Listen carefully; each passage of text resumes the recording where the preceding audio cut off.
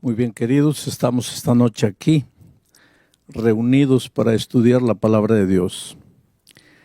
Yo sé que hay miles de personas mirando todo esto a través de la televisión. Aquí en el auditorio tenemos un pequeño grupo de personas. Vamos a abrir la palabra de Dios porque es de la palabra de Dios que viene la vida. La Biblia dice que cuando no había cielos ni tierra, por la palabra de Dios fueron creados los cielos y la tierra. Miren el poder creador de la palabra de Dios. Cuando Jesucristo estuvo en esta tierra, encontró a un paralítico y le dijo: levántate, toma tu lecho y anda. Y el poder de la palabra de Dios es tan grande que ese paralítico que hace 38 años no andaba, se levantó y empezó a caminar. En otra ocasión el Señor Jesucristo encontró a un cadáver que hace 4 días ya estaba muerto. Ya olía mal, ya estaba en estado de descomposición. Y ahí vino la palabra de Dios: Lázaro, levántate, sal. Y por el poder de la palabra de Dios, ese cadáver que ya estaba en estado de putrefacción se levantó y salió. Nadie puede dudar del poder transformador de la palabra de Dios. Claro, si cuando no había nada vino todo a existencia por la palabra de Dios, pues habiendo un paralítico o un cadáver, claro que Dios podía hacer maravillas. Y Dios sigue haciendo maravillas hoy en la vida de las personas. Es por eso que Carolina esta noche entra al tanque del bautismo. Carolina tiene una vida de busca, caminó durante años buscando. Sabes que en el fondo del corazón humano hay un vacío que nunca podrá ser llenado, porque todos nosotros fuimos creados por Dios. Salimos de las manos de Dios. Y si salimos de las manos de Dios, pues nunca seremos completos hasta devolvernos a Dios. A Carolina le llevó mucho tiempo llegar a la conclusión de que sin Dios nunca sería completa. Es el Señor Jesucristo que da sentido a la vida. Y esta noche Carolina entra al tanque del bautismo para declarar su amor por Jesucristo y su deseo de vivir al lado de Jesús el resto de su vida. Carolina, porque has reconocido que necesitas de Jesús, te has arrepentido de tus pecados pasados, quieres empezar una nueva vida, quieres ser fiel al Señor Jesucristo hasta el fin de tus días, para dar testimonio público de todo eso, el pastor Romero, como ministro del Evangelio, por mandato bíblico, te bautiza en nombre del Padre, del Hijo y del Espíritu Santo. Amén. Ahora Carolina resucita a una nueva vida, resucita a una nueva experiencia. Y yo quisiera que las cámaras enfocasen los ojos de Carolina. Hay un brillo especial, es el brillo de la liberación. El fardo de la culpa desapareció, acabó. Las cosas viejas pasaron, he aquí todo es hecho de nuevo. Bueno, entonces ahora vamos a concentrarnos en el estudio de la palabra de Dios. ¿Sabes que la enfermedad de nuestro siglo es el sentimiento de soledad? El sentimiento de soledad lleva a mucha gente al suicidio. Mucha gente se pregunta: ¿para qué estoy en este mundo? ¿Para qué vine? ¿Para qué nací? ¿Qué hago aquí? Nada me da resultado, todo me sale mal. El otro día una señora en Estados Unidos me decía: pastor, si alguien puede acusarme a mí, puede acusarme de cualquier cosa, menos de ser ociosa, porque yo trabajo. Me levanto a las 4 de la mañana, trabajo en 2 empleos, vuelvo a las 10 de la noche y ella junta aproximadamente por año en los Estados Unidos $70,000. Inclusive para ese país es un buen sueldo. Pero ella dice, pastor, parece que yo cargo una maldición en mi vida, porque el dinero se va de mis manos como la arena, como el agua. No me alcanza para nada, vivo endeudada. Bueno, el problema de esa mujer era financiero. Pero yo creo que esta noche aquí, si tú me estás mirando por la televisión, entre las miles de personas, hay personas que están pasando por el valle del dolor, de la muerte, del sufrimiento, de la aflicción, problemas en el matrimonio, problemas con los hijos, problemas en el empleo, problemas existenciales que son los peores porque no puedes identificar. Cuando tienes un problema financiero, por lo menos sabes el origen, sabes la raíz. Cuando tienes un problema familiar, puedes identificar a la persona con la cual tienes ese problema familiar. Pero los problemas existenciales son los problemas del alma. Tú sabes, tú sientes, tú tienes ganas de llorar, pero no puedes identificar por qué. Hay gente que dice, pastor, yo me acuesto en la noche en la cama, me revuelco en la cama, de un lado para otro, quiero dormir, no puedo. Siento que me falta algo, que le debo a algo, que le hice mal a alguien. Y yo soy consciente de que no le hice mal a nadie. Entonces, ¿por qué me siento así? Pues esos son los problemas existenciales, problemas del alma. La culpa existencial, culpa de haber nacido. ¿Pero por qué si no le hice mal a nadie? Pero es que la culpa existencial no tiene origen. Hay gente que en este mundo se pregunta, ¿dónde está Dios? ¿Dónde está Dios? En medio de las dificultades, en medio de los problemas, la gran pregunta es, ¿dónde está Dios? Y yo siempre digo, querido, cuando el dolor toca la puerta de tu corazón, jamás te preguntes, ¿dónde está Dios? Pregúntate, ¿dónde estás tú? Porque Dios está en el mismo lugar. No es Dios que deja al hombre, es el ser humano que deja a Dios. Si en este momento estás con la vida destruida, estás sufriendo, no sabes qué hacer, no creas que Dios te abandonó. Y esta semana, justamente esta semana, voy a tratar temas del santuario. Hay mucha gente que no entiende lo que es el santuario, y cuando yo menciono ya la palabra santuario, muchos pueden estar ya prevenidos. Ese asunto debe ser difícil de entender. No. El tema del santuario es uno de los más bellos temas. Yo diría, el tema del santuario es una declaración de amor de Dios a la humanidad. Y voy a leer el primer texto, solo para que tengas una idea de lo que estoy diciendo. Éxodo capítulo 25, versículo 8. Dice así: y me harán un santuario y yo habitaré en medio de ellos. Me harán un santuario y yo habitaré en medio de ellos. ¿Cuándo dijo Dios esto? Sabes, para que la Biblia tenga sentido, hay que preguntarse, ¿cuándo dijo Dios? ¿A quién dijo Dios? ¿Y por qué dijo Dios? Siempre que leas un versículo de la Biblia, esas son preguntas claves para que entiendas el mensaje para ti. ¿Cuándo lo dijo? ¿A quién lo dijo? ¿Por qué lo dijo? Bueno, ¿qué dice Dios aquí? Me harán un santuario y yo habitaré en medio de ellos. ¿Cuándo lo dijo? Cuando Israel estaba en el desierto. No había agua, no había comida, el enemigo estaba allá atrás.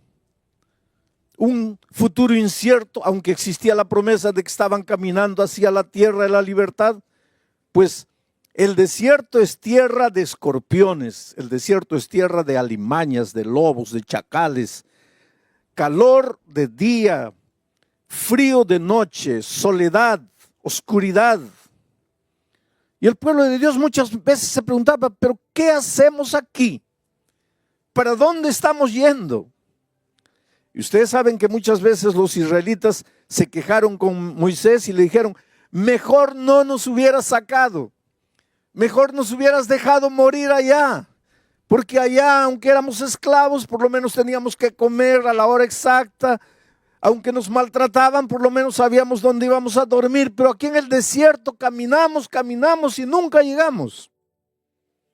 Y en esas circunstancias es que Dios se presenta a Moisés y le dice: dile al pueblo que me edifiquen un santuario y yo prometo que voy a habitar en ellos, en medio de ellos.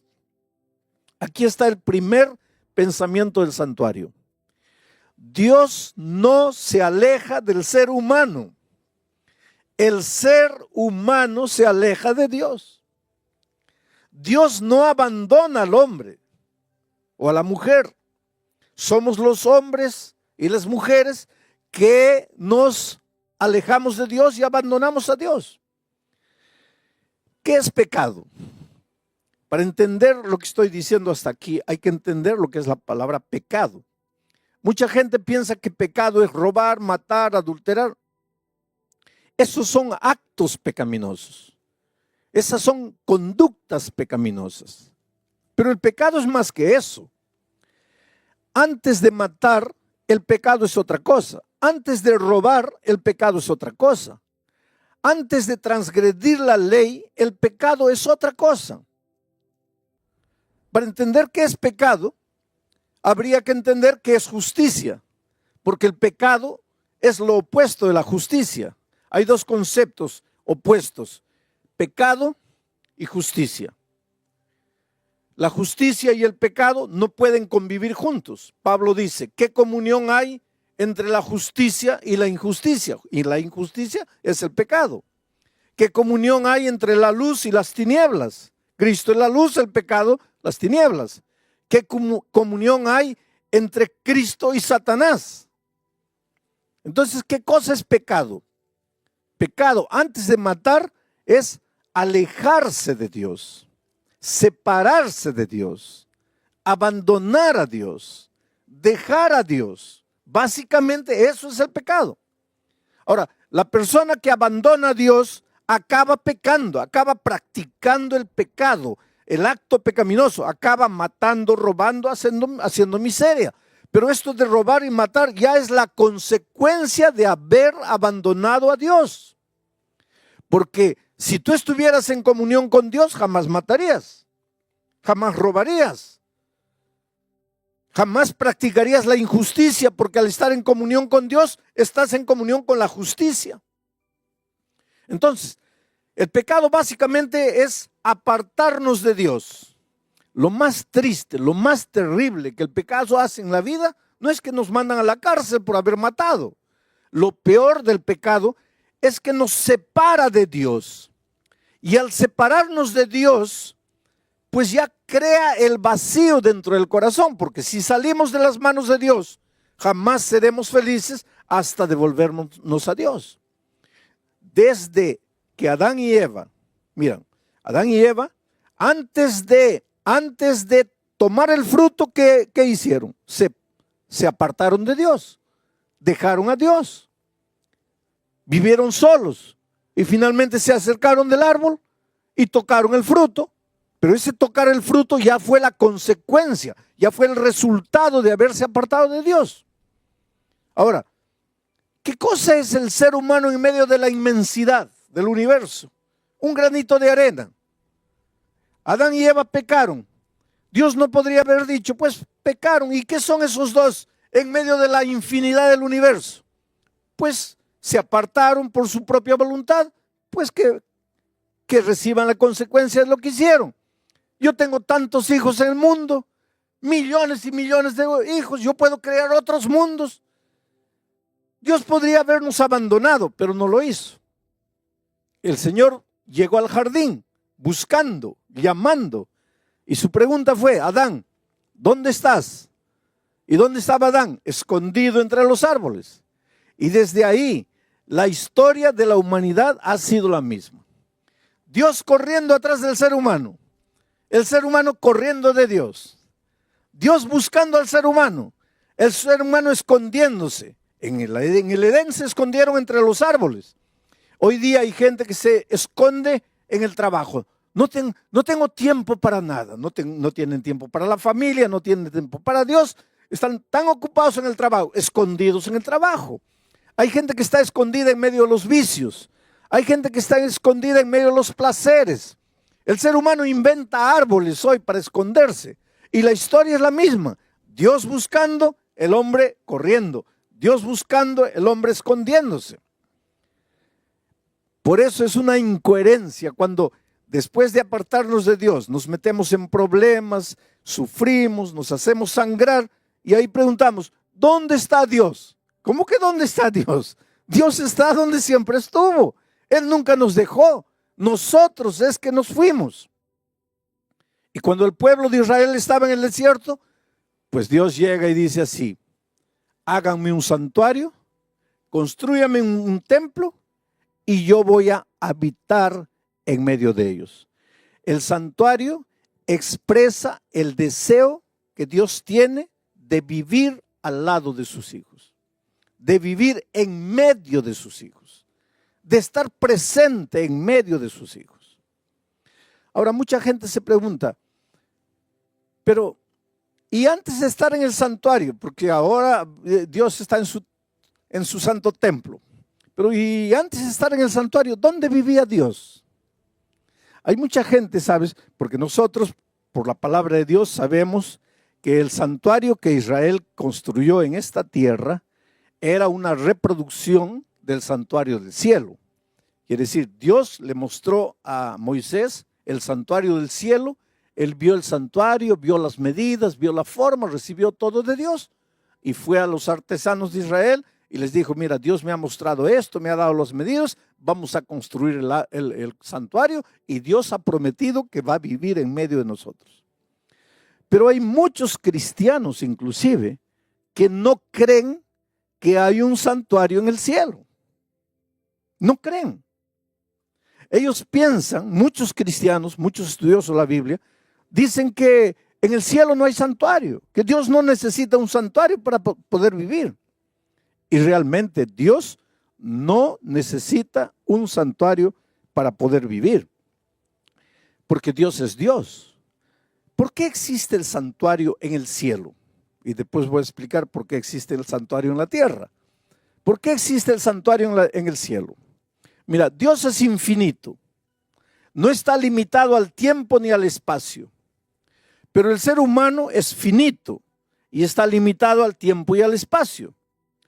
¿Cómo es que un Dios infinito, que no está limitado al tiempo y al espacio, podría vivir en comunión con un ser finito, limitado al tiempo y al espacio? ¿Cómo podrías juntar esas dos cosas?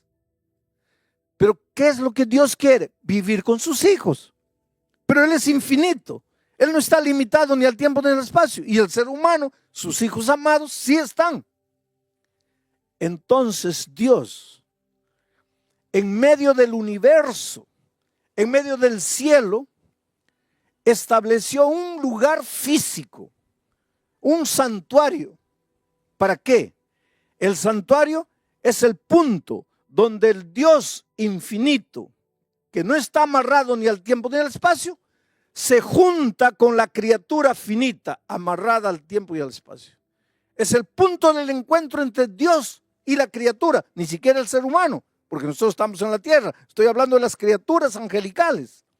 El punto en que ambos se encuentran es el santuario celestial.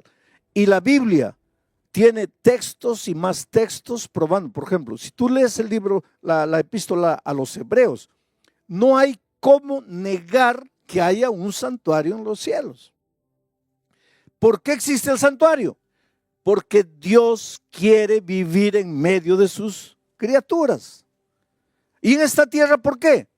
Porque también Dios quiere vivir en medio de sus hijos. Por eso le pidió a Israel que construyera un santuario. Ahora, durante esta semana vamos a ver cómo a través del tema del santuario, Dios nos muestra la realidad de nuestra vida. Yo te digo, por ejemplo, estás sin empleo. Por más que buscas el empleo, no lo encuentras. Cuanto más fiel quieres hacer a Dios, parece que menos empleo encuentras. ¿Por qué sucede eso? La explicación está en el santuario. Tienes un hijo, lo educas con amor, con cariño. Cuando es pequeñito le compras libros, le compras música cristiana. Antes de dormir le cuentas historias, haces la oración, lo haces dormir. Y cuando llega joven se va de la iglesia y no quiere saber nada. ¿Por qué sucede eso? La respuesta está en el santuario.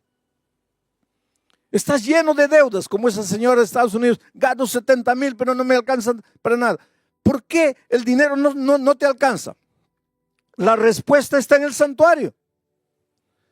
Y ahora tú te puedes quedar medio curioso, pero pastor, la respuesta para todo está en el santuario. Sí. Y Pablo dice que nosotros solo podemos entender las cosas que no se ven a través de las cosas que se ven. Y como nosotros no podemos entender los misterios del universo, porque en el universo hay misterios, dice Pablo en Efesios que nosotros vivimos en permanente lucha y que nuestra lucha no es contra carne y sangre, sino contra principados, contra fuerzas espirituales en las regiones celestes. Y esa lucha es espiritual y es misteriosa, no la entendemos. El dolor que tú estás viviendo, el cáncer que llegó a tu vida, la incomprensión de tu familia, el divorcio que llegó, todo eso ya es resultado de esa lucha cósmica, de esa lucha misteriosa que no entendemos. Y la explicación para todo eso está en el santuario. Oh, querido, hay una cosa. Dios te ama, te ama, te ama, con un amor que tú nunca vas a entender. En este momento tal vez tú me estás mirando por el internet allá, triste, solo, derrotado, y te preguntas, ¿qué pasa con mi vida? Yo quisiera que tú entiendas que Dios te ama, te ama, te ama.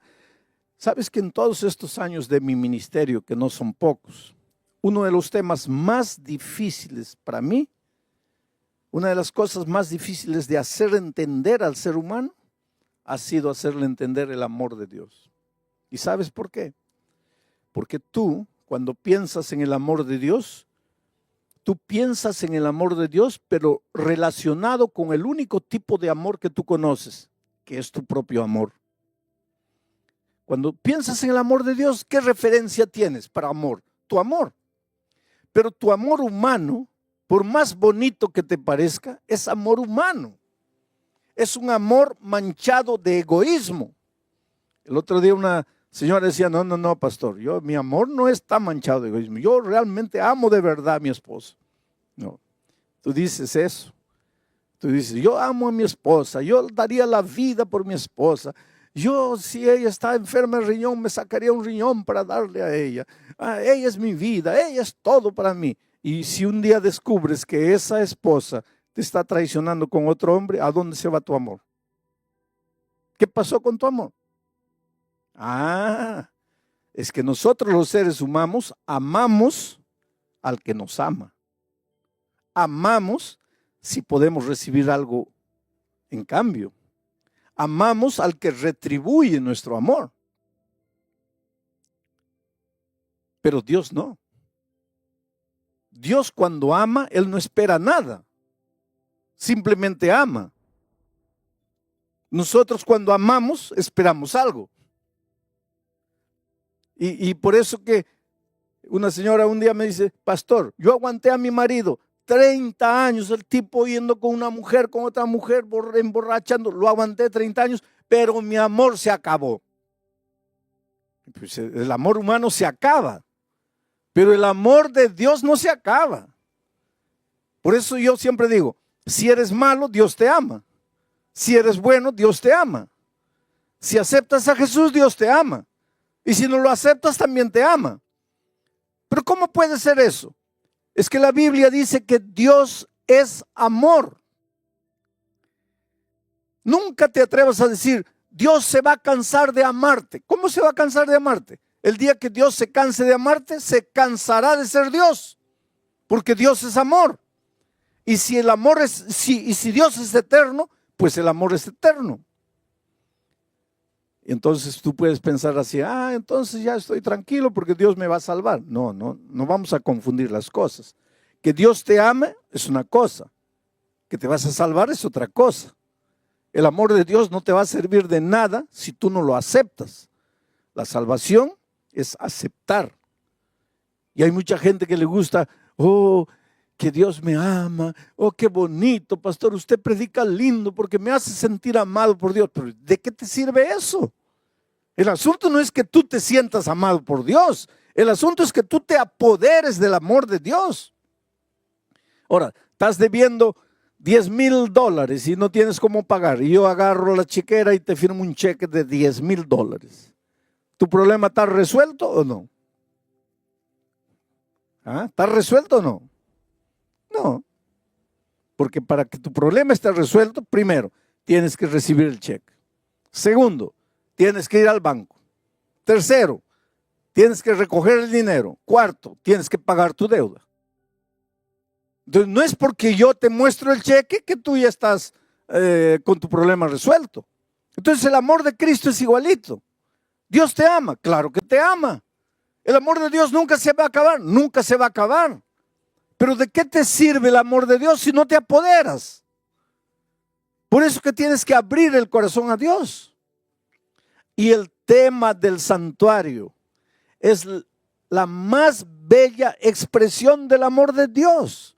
A lo largo de esta semana vamos a ver cómo en cada corderito que moría estaba escrito el amor de Dios. En cada utensilio del santuario estaba escrito el amor de Dios. En la ceremonia de expiación estaba escrito el amor de Dios. En el día de la expiación y el juicio que Israel sufría estaba escrito el amor de Dios. A veces te preguntas, ¿cuándo va a terminar el pecado? ¿Cuándo Cristo va a volver? Ya estoy cansado de vivir en este mundo. Ya quiero que Jesús venga. Y todo eso está descrito en el tema del santuario. No me voy a detener tanto en la teología del tema del santuario, pero voy a traer las ideas principales para aplicarlas a tu vida, para que tú entiendas cómo Dios te ama. Querido, en este momento yo quiero contarte una historia. Yo siempre termino mis mensajes contando una historia por un simple motivo.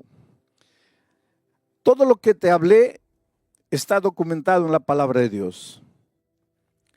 Pero a veces hay personas que piensan, ¿pero será que eso funciona? Entonces yo cuento historias para que las personas vean que funciona. La palabra de Dios dice que funciona. Ahora, cuando tú ves una historia, escuchas una historia, ves que funciona. Y si funcionó en la vida de Pedro, puede funcionar en tu vida también. Pero para eso tienes que apoderarte del amor de Dios. A lo largo de mi vida he encontrado personas con la vida destruida, acabada. Los hogares sufren mucho, ¿sabes? Y sufren mucho por un simple motivo.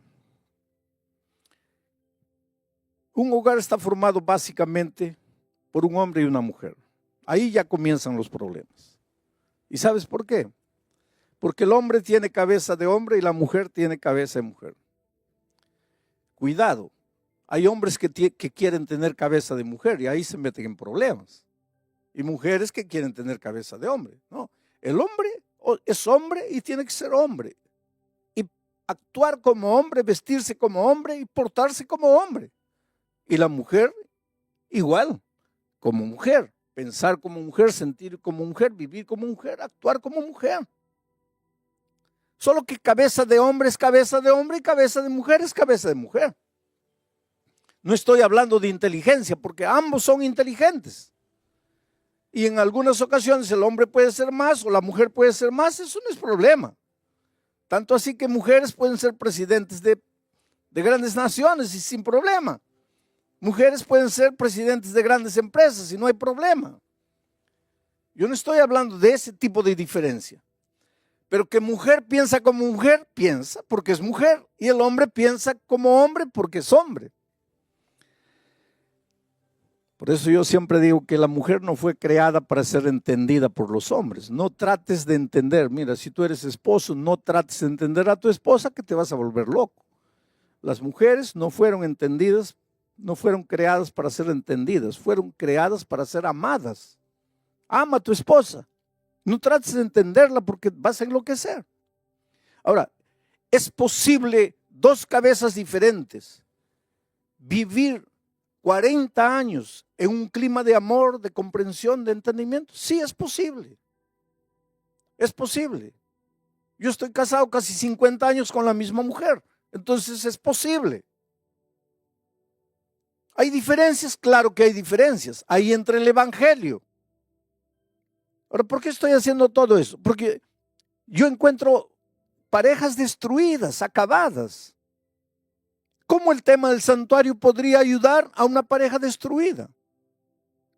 En México, un hombre golpeaba a la esposa, la maltrataba, especialmente cuando bebía. Y el problema era que bebía todos los días. Entonces todos los días la maltrataba. Cuando le pasaba la borrachera, ahí pedía perdón, ay, discúlpame, yo te amo, yo no quiero hacerte nada. Pero al día siguiente la volvía a golpear y la volvía a maltratar. Y a veces la maltrataba feo, que la mandaba al hospital a la pobre. Y entonces un día, y él la amenazaba, porque ella un día le dijo así, mira, un día vas a llegar aquí y no me vas a encontrar. Y él le dijo, mira, si un día llego aquí y no te encuentro, yo te persigo. Yo te busco por el mundo entero y te encuentro. Pero si te encuentro es solo para matarte, entonces ni te atrevas a salir de aquí. Pero un día la golpeó tanto que la pobre comenzó a pensar y llegó a la siguiente conclusión. Si me quedo aquí, me va a matar.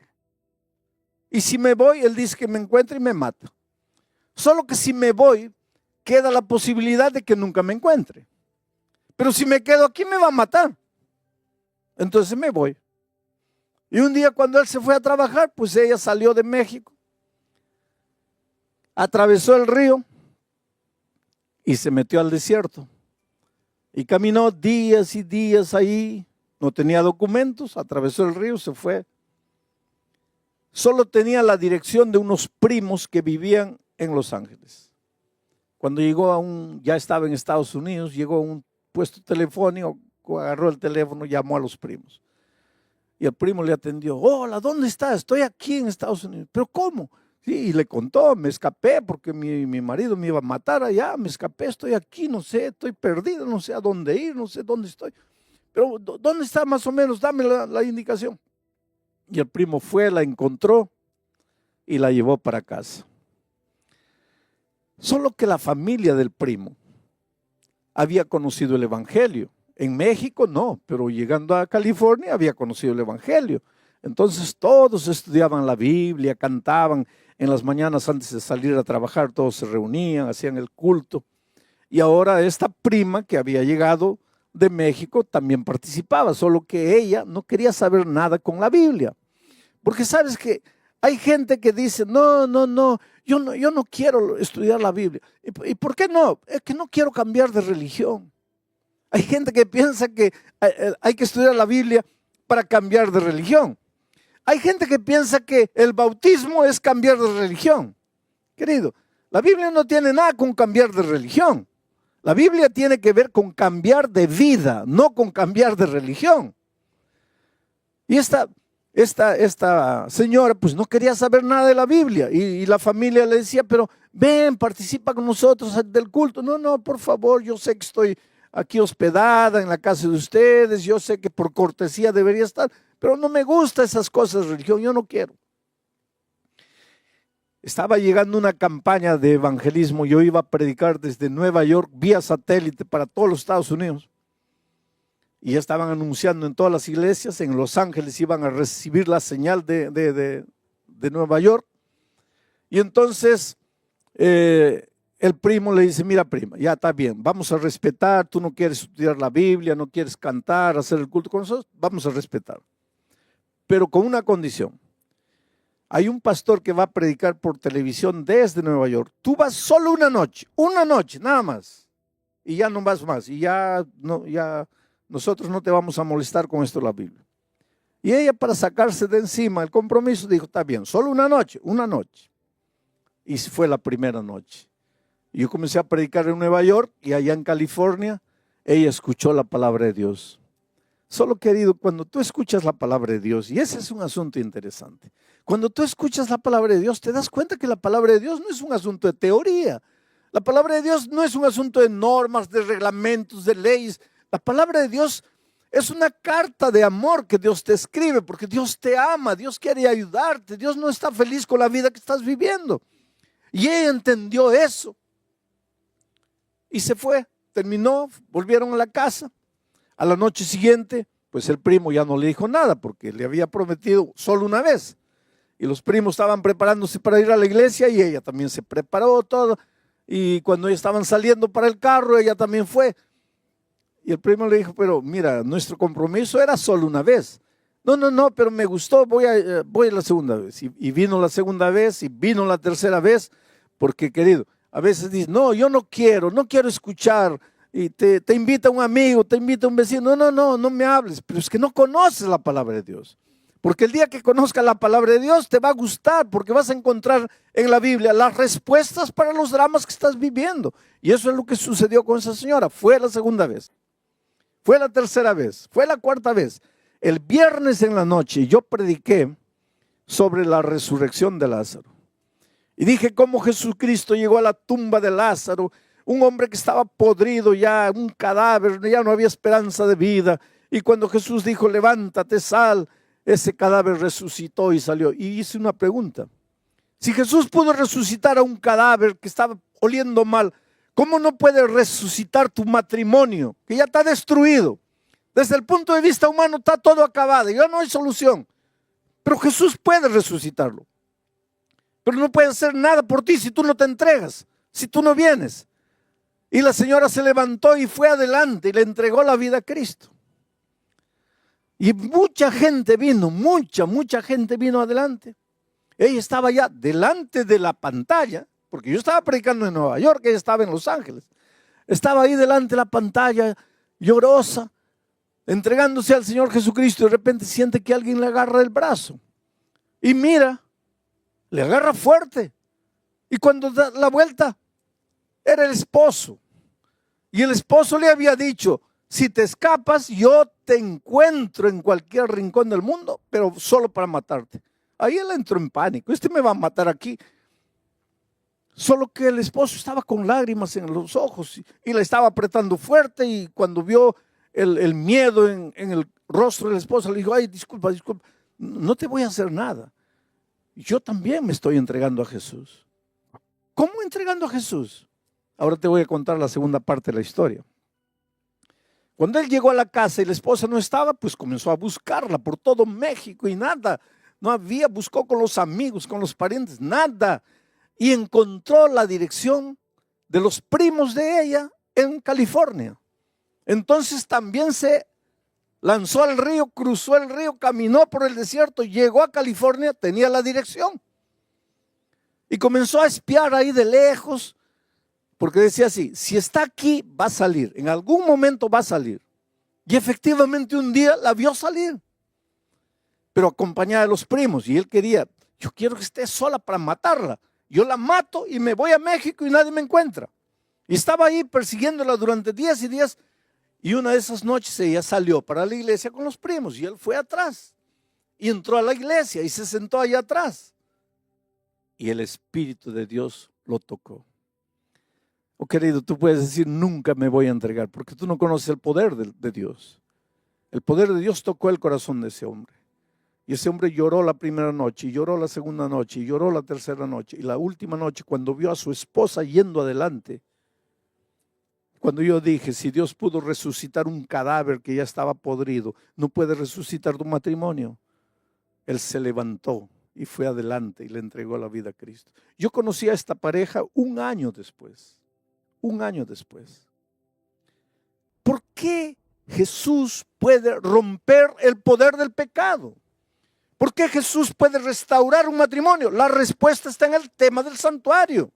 Allí en el santuario encontramos la explicación del poder de Dios y lo que por amor a la humanidad Dios hizo. Por eso, querido, la Biblia dice, hoy es el día de buena nueva. Hoy es el día de salvación. Por eso la Biblia dice, si oyeres hoy su voz, no endurezcáis vuestro corazón. Te digo una cosa, ¿hace cuánto tiempo Dios te está llamando? Y tú corres, corres, corres y te escondes. A veces la vida te golpea, te quedas en un rincón de la vida por ahí, sin saber qué hacer. Te preguntas dónde está Dios, por qué las cosas no funcionan en mi vida. Dios está a tu lado, tú no lo ves. Quiere intervenir en tu vida, quiere entrar, cambiar tu carácter, cambiar por completo tu vida, pero Dios te creó con libertad. Jamás va a entrar en tu corazón por la fuerza. Por eso en Apocalipsis dice, he aquí, yo estoy a la puerta y llamo. Si me abres, entro, pero si no me abres, ¿y hace cuánto tiempo Dios te está llamando? ¿Hace cuánto tiempo Dios te está diciendo, hijo, ven?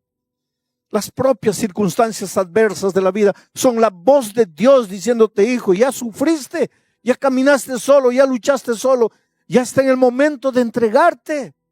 Hoy es el día de buena nueva, hoy es el día de salvación.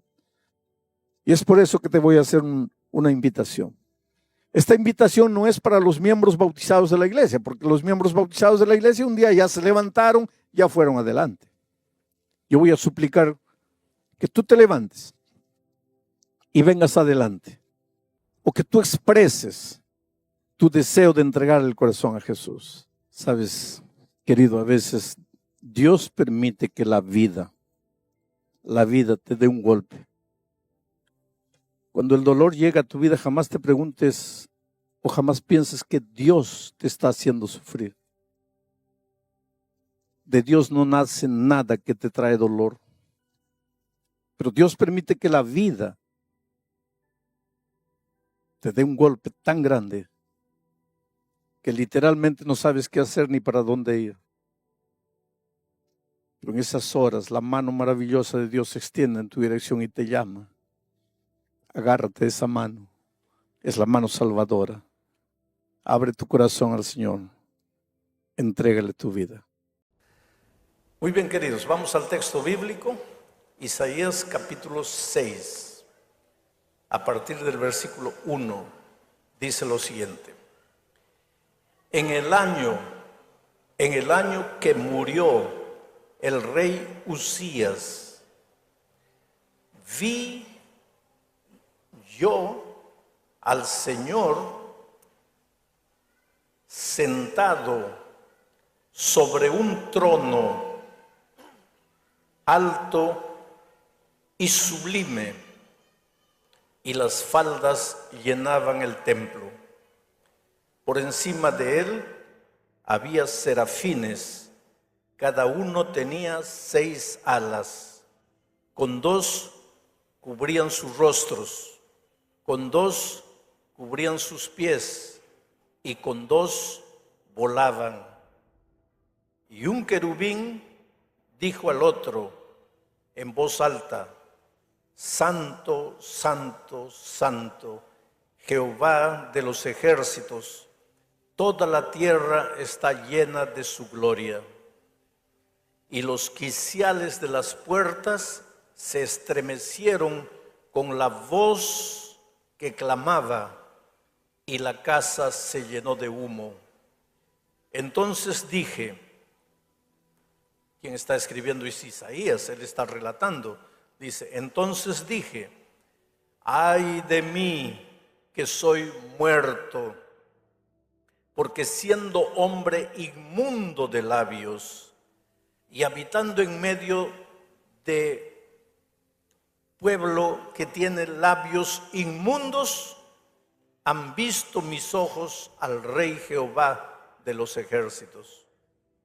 Y voló hacia mí uno de los serafines, teniendo en su mano un carbón encendido, tomado del altar con unas tenazas, y tocando con el carbón sobre mi boca, dijo, he aquí que esto tocó tus labios, y es quitada tu culpa y limpio tu pecado.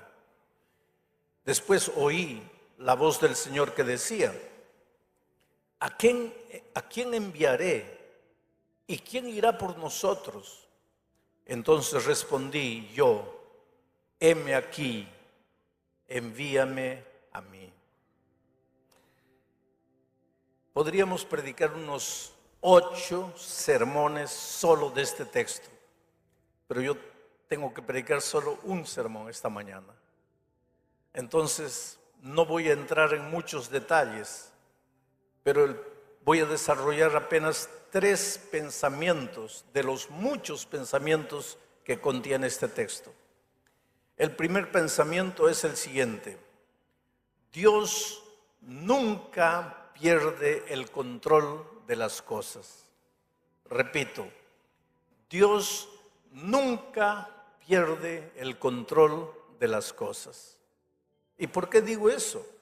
Porque Isaías empieza escribiendo así: en el año que murió el rey Uzías, yo vi la gloria de Dios.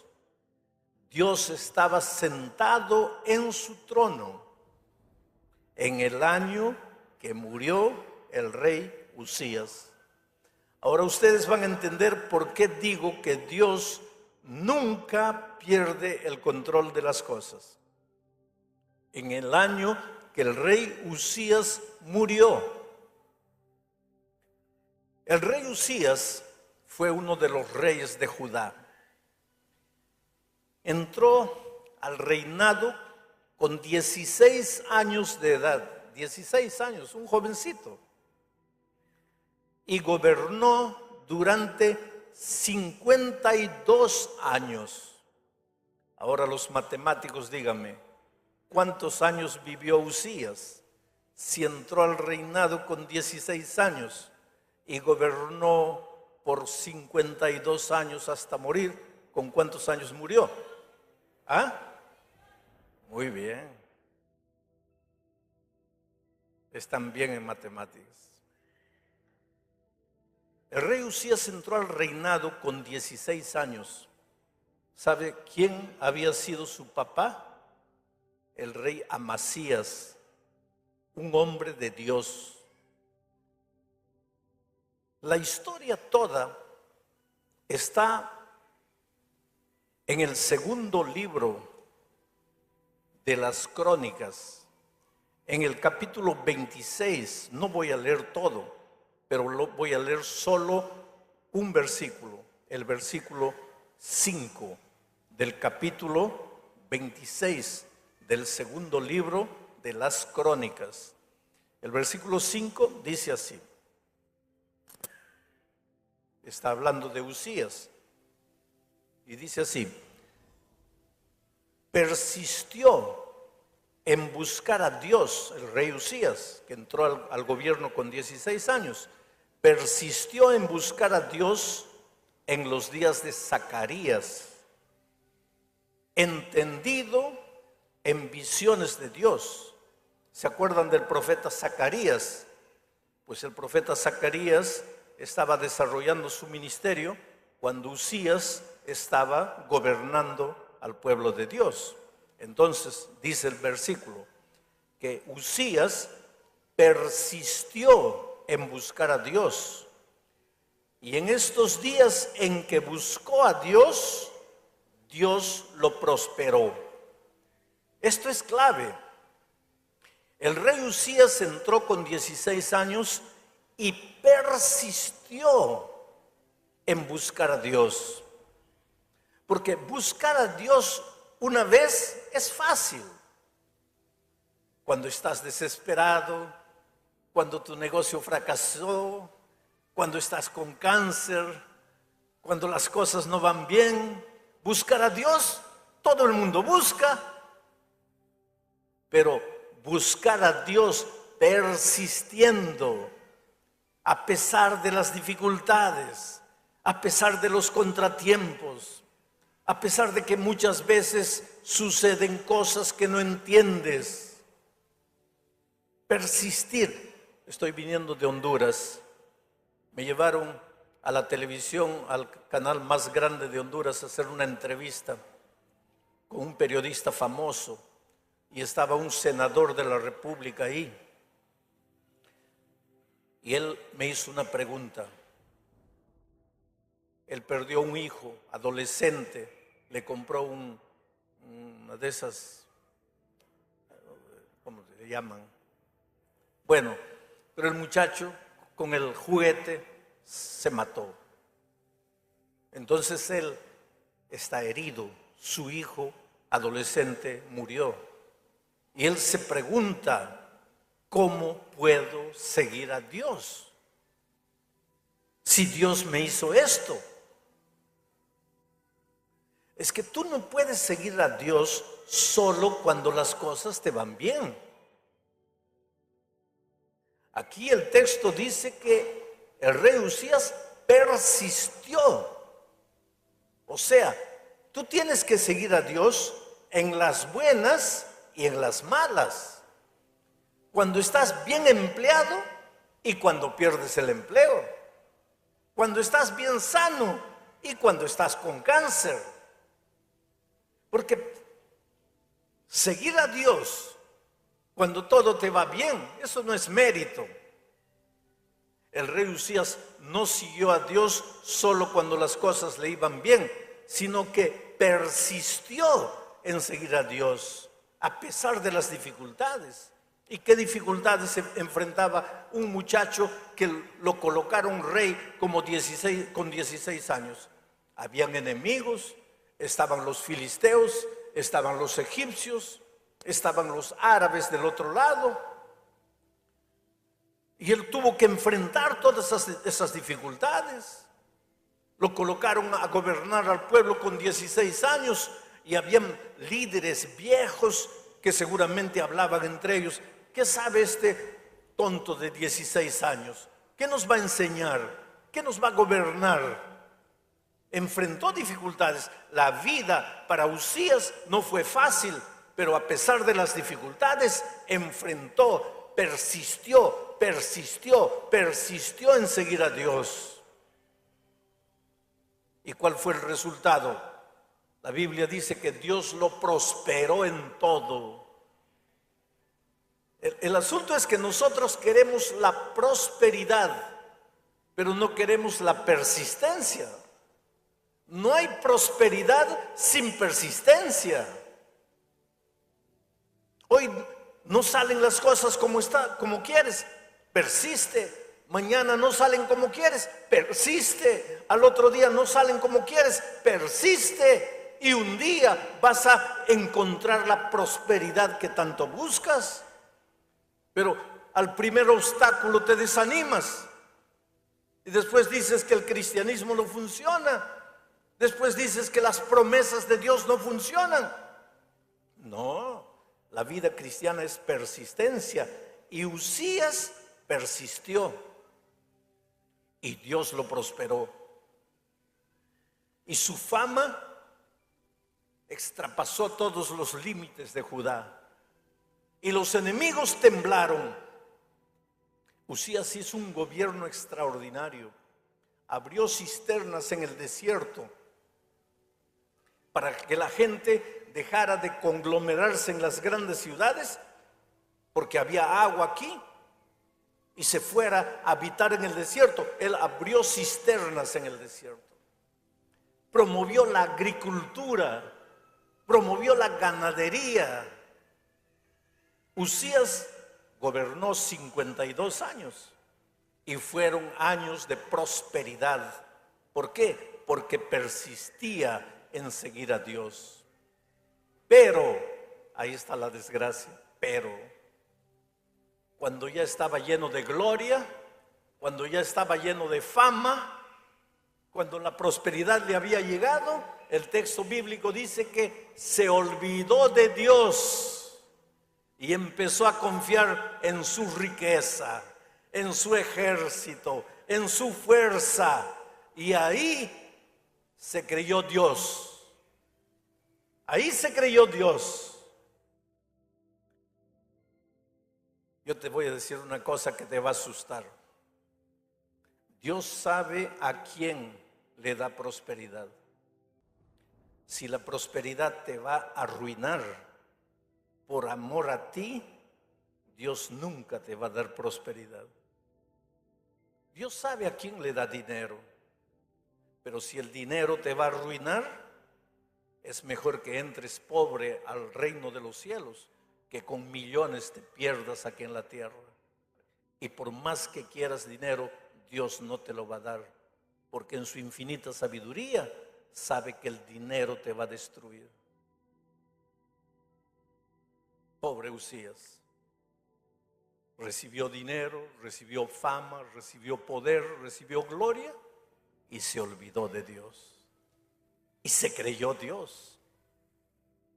Y tú sabes que solo los sacerdotes, Dios le permitía solo a los sacerdotes entrar al templo y encender el altar.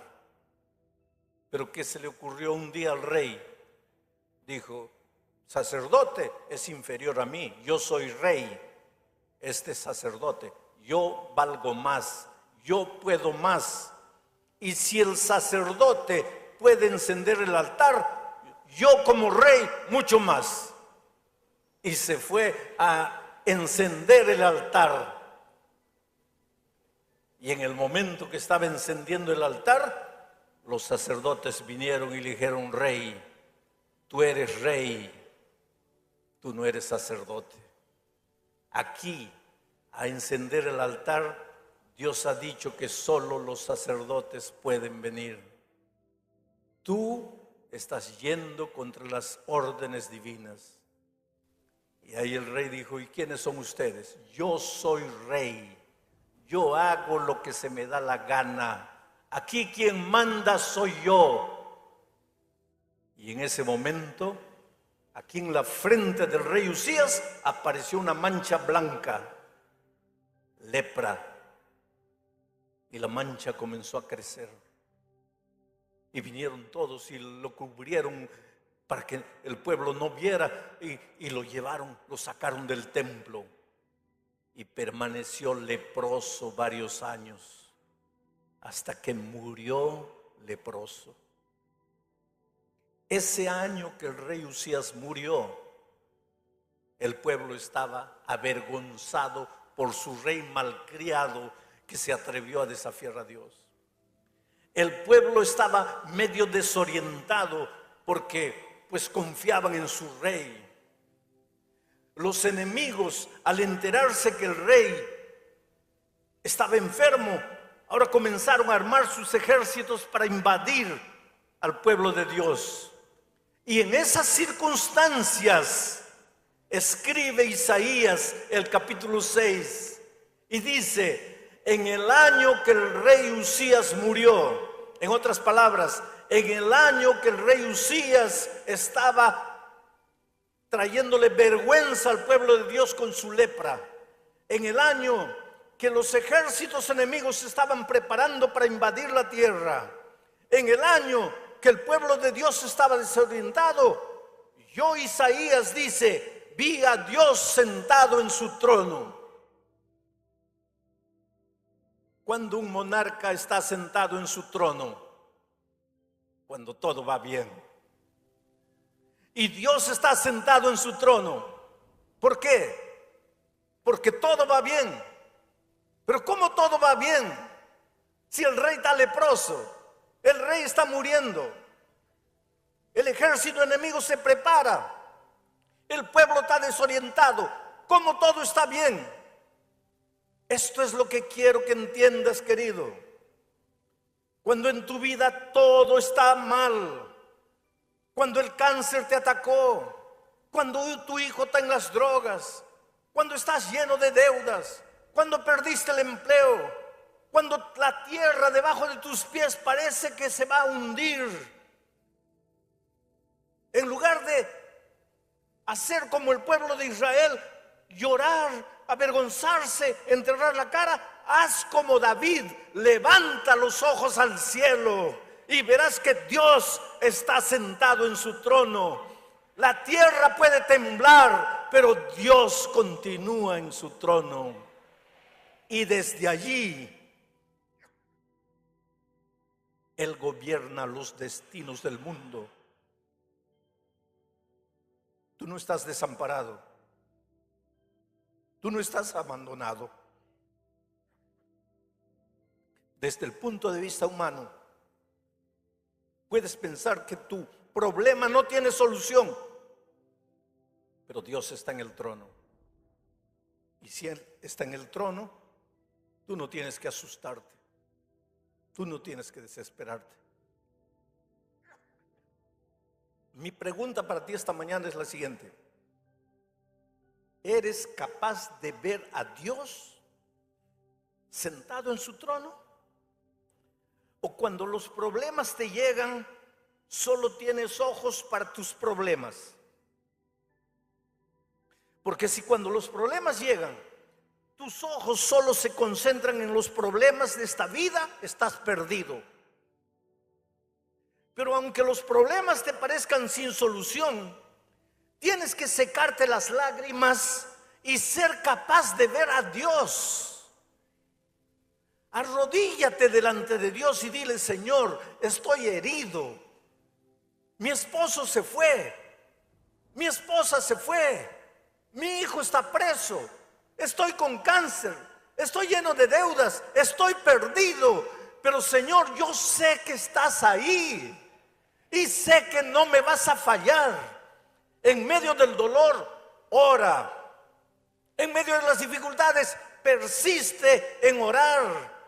Cuando todo te parece que está viniendo para abajo, sigue orando. Ah, pastor, pero no sucede nada. Sigue orando, porque tu Dios está en el trono, controlando el destino de las naciones, controlando cada detalle de tu vida.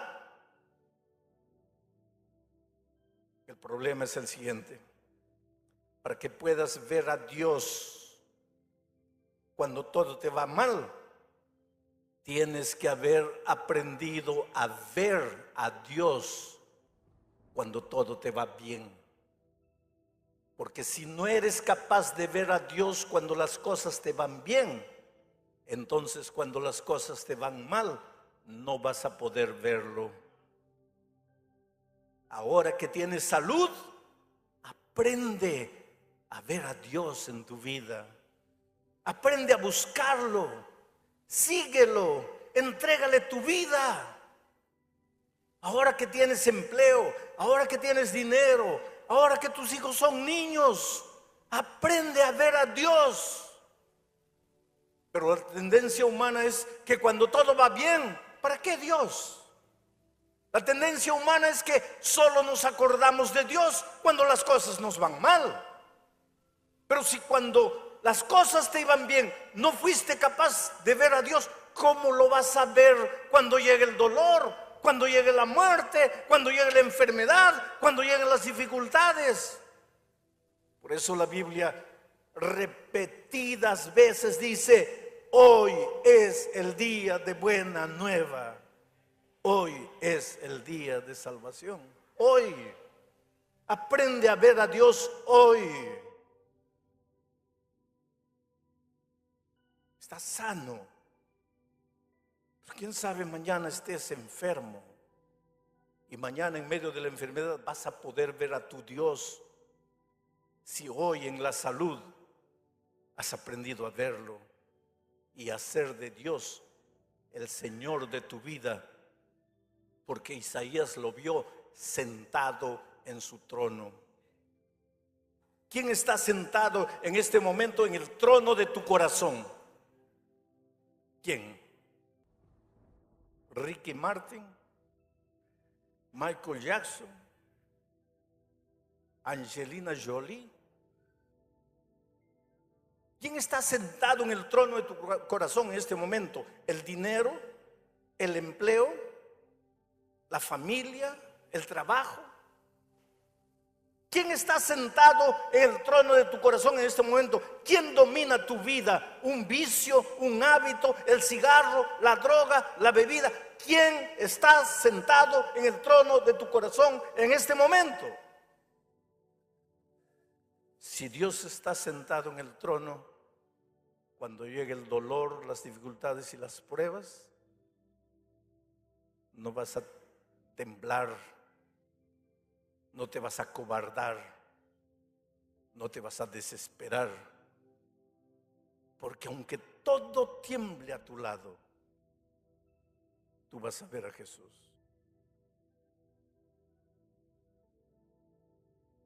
Un día mi hijo se perdió en una ciudad grande como Belo Horizonte en el Brasil, una ciudad de 3 millones de habitantes. Mi hijo tenía 5 años de edad, perdido en el centro de una ciudad de 3 millones de habitantes. Mi esposa y yo corríamos desesperados de un lado para otro. Acabábamos de llegar al Brasil. No hablábamos bien el portugués. La gente no nos entendía bien, mucho menos iban a entender a mi hijo. Pensamos, ya perdimos a nuestro muchacho. Y corríamos de un lado para otro y un policía vino y dijo, mire, no se asusten. Vamos a esperar que llegue la noche, porque a las 6 de la tarde toda la gente se va a ir del centro, porque aquí en el centro solo hay vida, hay movimiento durante el día. A las 6 de la tarde todas las tiendas se cierran, todas las calles quedan vacías, y si su hijo está por aquí, lo vamos a encontrar. Y efectivamente, nos pusimos a esperar. 6 de la tarde las tiendas empezaron a cerrar. El viento frío comenzó a soplar. Las sombras de la noche comenzaron a llegar. La gente toda comenzó a irse.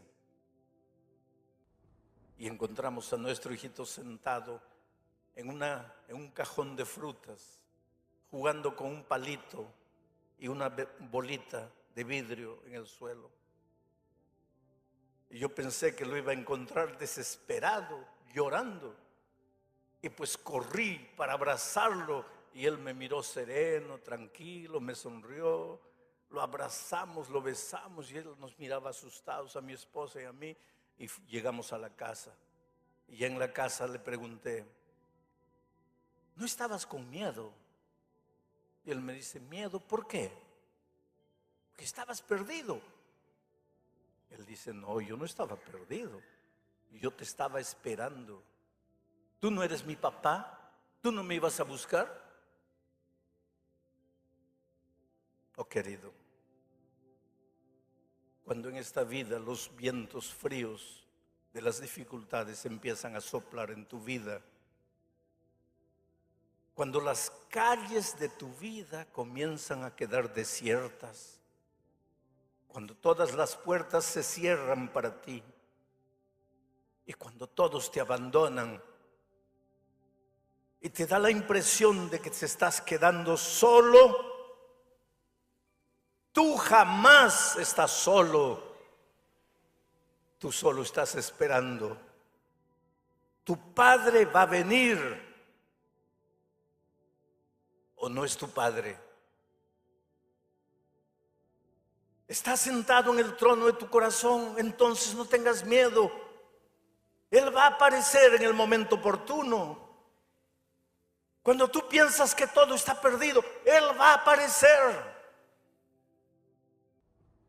Por eso Isaías dice, en el año que el rey Usías murió, cuando el pueblo estaba desesperado, avergonzado por causa de su rey leproso, cuando el enemigo se preparaba para invadir, yo, Isaías, vi al Señor sentado en su trono.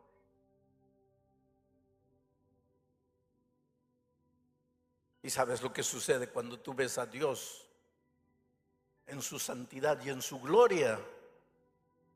Tú entiendes tu pecaminosidad. A veces yo encuentro por ahí a alguien que se cree santo, que se cree bueno, que se cree perfecto.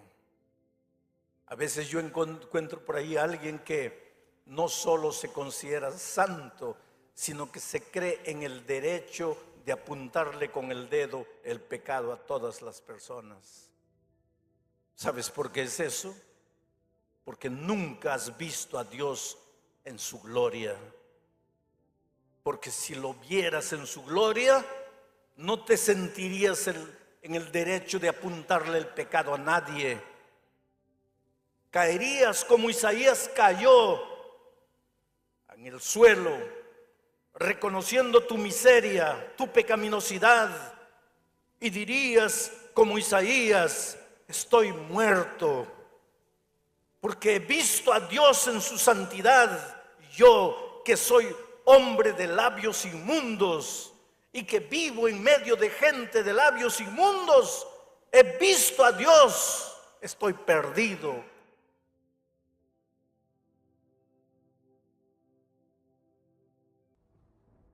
Si esta mañana estoy predicando a alguien que se siente sucio, inmundo, distante de Dios, yo tengo una buena noticia. Yo tengo un evangelio. Evangelio quiere decir buena noticia. ¿Y cuál es la buena noticia? De que Jesús vino a morir por ti, porque tú eres inmundo, sucio, asqueroso espiritualmente. Tú no vales nada. Y Jesús vino a morir por esos que no valen nada. Y si esta mañana yo tengo aquí a alguien que se siente salvo porque guarda los mandamientos, porque cumple, porque come esto, no come aquello, yo tengo una triste noticia para ti. Jesús no tiene nada que hacer en tu vida. Tú no necesitas a Jesús. Jesús vino a este mundo para salvar, para sanar a los enfermos. Los sanos no tienen necesidad de Dios. Pero cuando reconoces tu pecaminosidad, no es para que continúes revolcándote en el charco inmundo del pecado. El reconocer tu pecaminosidad es apenas el primer paso en la restauración de tu vida. Pero cuando Isaías reconoció su pecaminosidad, ¿qué sucedió? El texto bíblico dice que un ángel tomó un carbón encendido, una brasa viva con una tenaza del altar, y lo trajo a Isaías y le colocó esa brasa viva en los labios, porque él decía: mis labios son inmundos. Y el ángel le colocó la brasa viva y le dijo: ya no son más inmundos, porque tu pecado ha sido perdonado, tu culpa ha desaparecido, ahora estás salvo para el reino de Dios. En el altar, el ángel sacó la brasa viva del altar. ¿Qué sucedía en el altar? En el altar de Israel, ¿qué sucedía allí? Dime, ¿para qué servía el altar? ¿Qué hacía el sacerdote todos los días en el altar? Ofrecía el sacrificio. ¿Quién moría en el altar? El cordero. ¿Y a quién simbolizaba ese cordero? Al Cordero de Dios que quita el pecado del mundo. ¿Qué es lo que Dios quiere decirte esta mañana? Que tu salvación viene del altar. Tu salvación viene del Cordero. Tu salvación viene de su sangre derramada. Tu salvación es por gracia. Tu salvación viene de Jesús.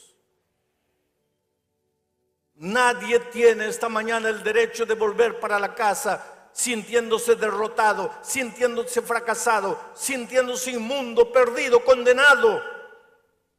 Claro que tú y yo somos inmundos. Pablo dice: de los pecadores, de los cuales yo soy el primero. Y esta mañana diría yo: y yo soy el segundo. Y aquí entre ustedes está el tercero, el cuarto, el quinto. Pablo dice, todos pecamos y estamos destituidos de la gloria de Dios. Pero eso no quiere decir que estamos condenados, porque Pablo mismo dice, ahora pues ya ninguna condenación hay para los que están en Cristo Jesús. Porque un día el Señor Jesucristo fue levantado en la cruz del Calvario, sufrió lo que teníamos que sufrir por nuestros pecados, lloró lo que teníamos que llorar por nuestras actitudes, fue humillado como nosotros tendríamos que ser humillados por causa de las decisiones tontas que hacemos en la vida. Murió la muerte que merecíamos. ¿Para qué? Para darte vida. ¿Y por qué? No porque vales alguna cosa, solo porque te ama.